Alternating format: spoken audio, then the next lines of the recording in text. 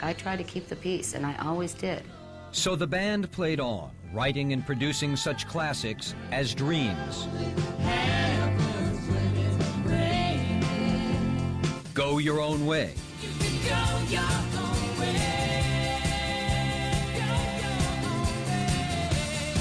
and The Chain.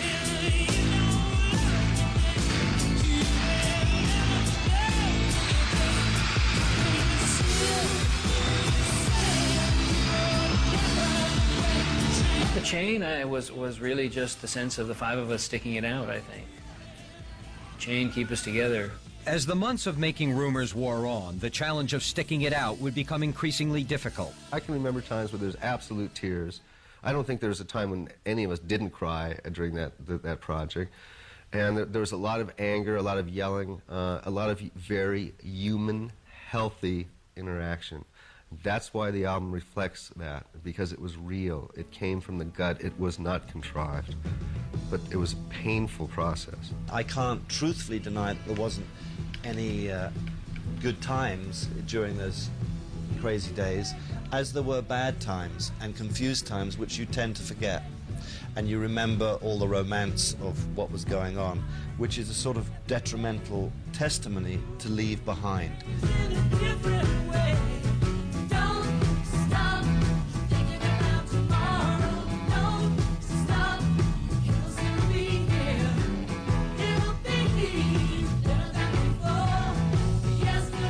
Next, Rumors makes history, thrusting Fleetwood Mac into a whole new frightening netherworld of success. I really did go crazy, completely nuts for several months. When Behind the Music continues, the darkness before the light. People within Fleetwood Mac actually gave too much of themselves in many cases.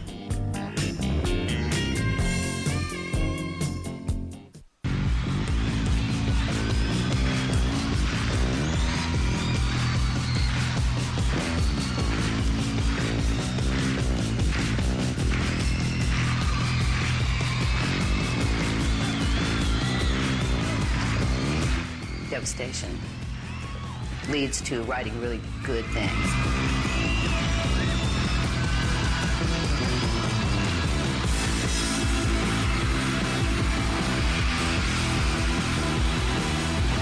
Despite the tremendous success that Rumors would bring Fleetwood Mac in the late 70s, the next decade proved to be a painful one for this quintessential hit-making machine. It's like a microcosm of life in that studio. And like I said, it was hard, very hard, and sometimes punctuated by moments of joy, but not many. Mick, while watching his friends and bandmates' romantic relationships dissolve before his eyes, suddenly found his own marriage coming to an abrupt end. I was stoned half the time, you know. I watched them walk down the garden path, you know, and just in slow motion going like, well, there's my wife and there's my two children walking out of my life. I remember one night after dinner in Sausalito walking out after talking about it, and Mick literally broke down in my arms, which was an interesting scene as it was, because I'm short and he's tall, and he had to stoop down. You know, it was something. It was all like a dream. Terrible. It was as if Fleetwood Mac was living inside a musical soap opera. At one point, Mick and Stevie would have an affair. That relationship with Stevie was one that meant a lot to me. Nevertheless, this was yet one more issue facing this now troubled band, especially for Stevie's ex-boyfriend, Lindsay. I was the one who was sorting out her songs and making them into records. And there were times when I had the urge not to want to do that, not to want to help her. Meanwhile, John and Christine were barely talking, and Stevie and Lindsay were often fighting. Stevie and I talked, but sometimes it was difficult not to have it be confrontational or combative. After 9 months of living with Rumors the album, and with the rumors about each other, Fleetwood Mac's second album was released. The band knew the music was good, but they could never have expected the explosive response Rumors would have on their lives. Rumors sold 800,000 copies in 1 week. The album knocked the Eagles' Hotel California out of #1 and stayed in the top slot for 8 months. It would one day become the #3 selling album of all time.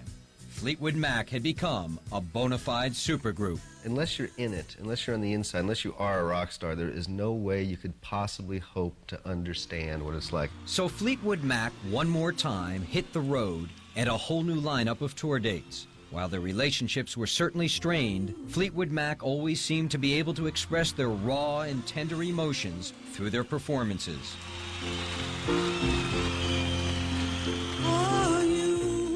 But Songbird, for years, excuse me, for years, we used to close the show with it, and every time, stand in the wings, and Mick would stand with me, and we'd both get a tear. Whether it's because it's a beautiful song or because it evokes memories, I don't know. To you, I'll give the world. Fleetwood Mac continued to play to sold-out crowds and adoring fans everywhere they went. But by the end of the 70s, it was time for the group to record another album, the unenviable task of following up the mega hit, Rumors. You know, we were getting sick of Rumors, I gotta tell you. You know, you heard Rumors, that we heard that album so much on the radio that we were beginning to puke.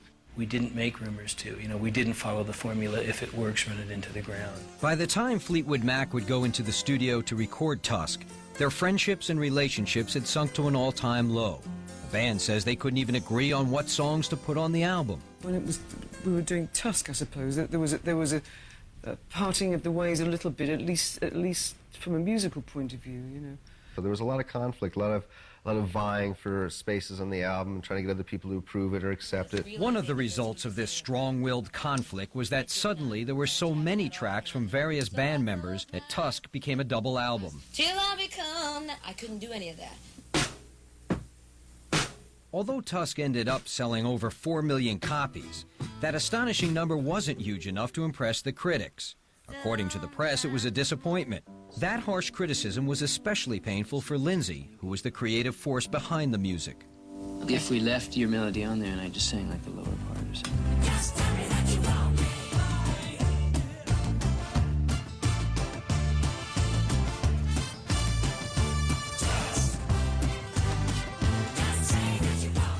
It was hurtful at first. I know it hurt Lindsay a lot. You know, when Lindsay started catching a lot of guff and grief about, you know, why didn't you do another Rumors? And look, it didn't sell. You know, we only sold 4 or 5 million double albums instead of...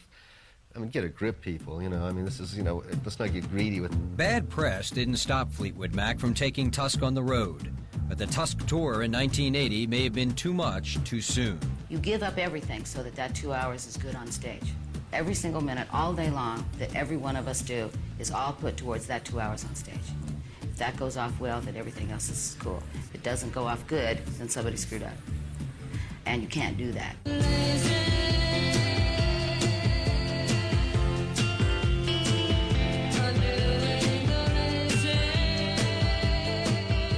As the 80s moved forward, the band began to drift. They recorded 5 albums after Tusk. Some did well, some did not. By the time the decade was over, so was the band. Fleetwood Mac had simply stopped playing music.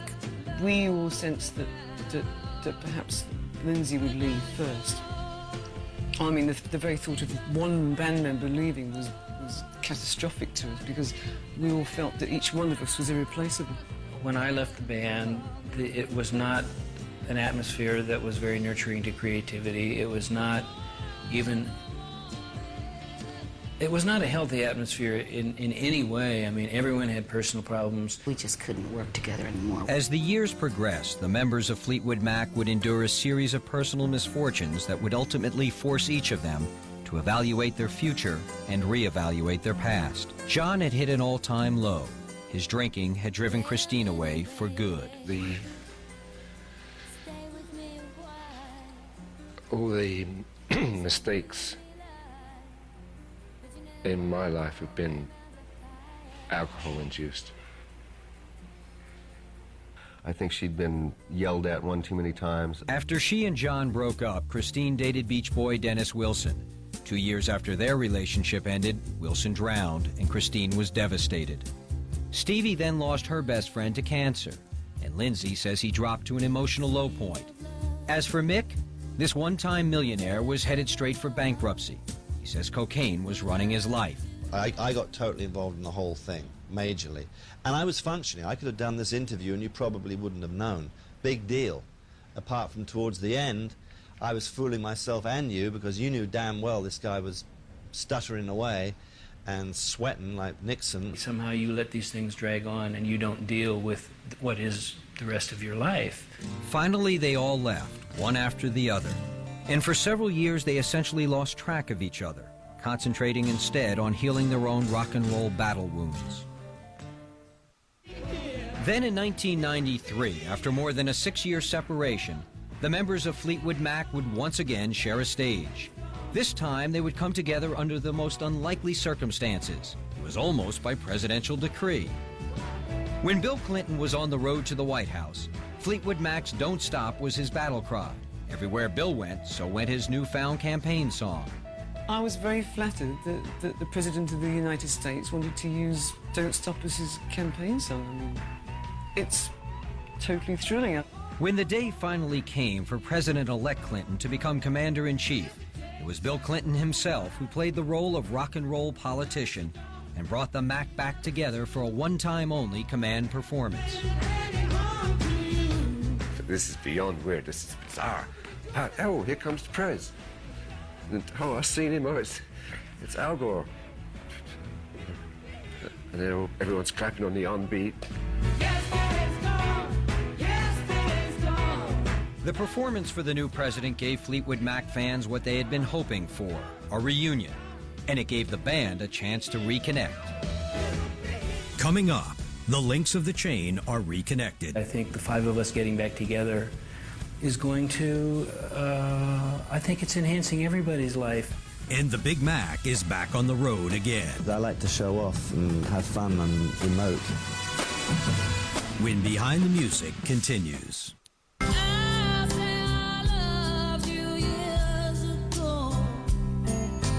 In the years after the performance at President Clinton's inauguration, Fleetwood Mac would slowly but surely get reacquainted.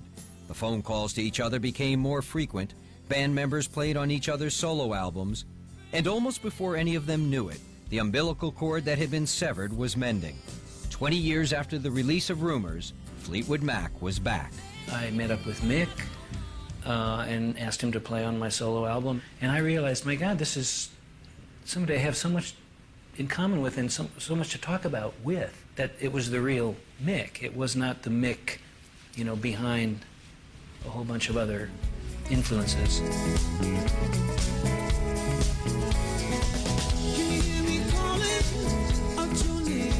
The concert they came together for was The Dance.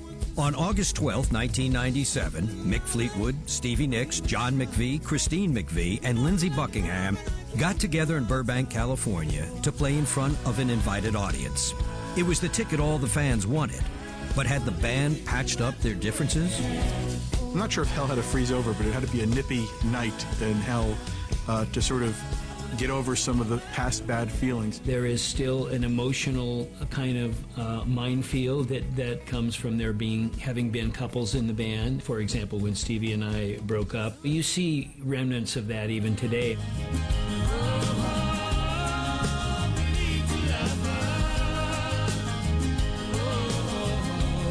So it was a real celebration that this was going to work and a sense of commitment. It all came together and they all looked good, sounded good, and I think they came out of it feeling reborn.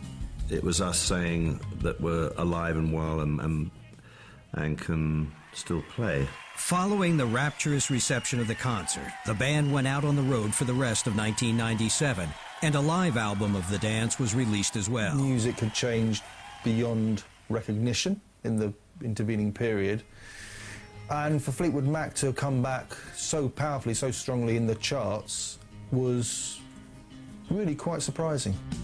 The Dance propelled Fleetwood Mac back to the top of the charts for the first time in 15 years, but things were still often tense on stage. I guess there was a certain maturity and professionalism, but still that same mystery, danger, sort of sense of personal agendas playing out on the stage that's very, very gripping. I don't have anything other than positive memories, knowing that there are places that you just don't go and buttons that you don't push. While the band worked to keep their act together on stage, Lindsay was